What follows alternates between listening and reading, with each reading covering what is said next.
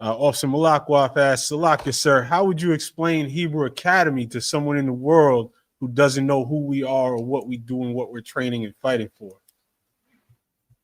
Yeah, let me tell you, that's a good question, Nog, because so many people, I've been through Hebrew Academy since 96, right? That's when I came out of Hebrew Academy in 96.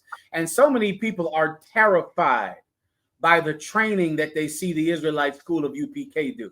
They might go to a park or go to a field and they see blacks and Hispanics physically training for war, training for combat. And that terrifies them. And they get horrified. Inevitably, they call the police. They call the mayor. In Canada, they called the whole mayor on us, the mayor of Toronto, Canada. They called him and he came out against us saying he didn't never want us to come do this again in Canada. My God, people are so terrified when they see our Hebrew Academy. And it always shocks me because I look at the people who you are not afraid of. You're not afraid of the Catholic Church. You're not afraid of the police. The Catholic Church have an epidemic of molesting your children. And yet when you see a Catholic priest, you feel completely safe in his company. You don't feel any fear of him.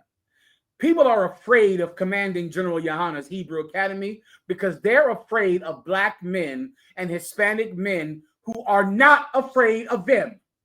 They're terrified of that. We've graduated thousands of men from the Hebrew Academy, and we have never strangled one child. We've never shot a little boy because he had a fake gun. We've never molested your sons and daughters as we were training in the park. We've never beat some poor child to death because he talked back. We train, and what you see out there is men who seek perfection in everything they do. That's what the Hebrew Academy is.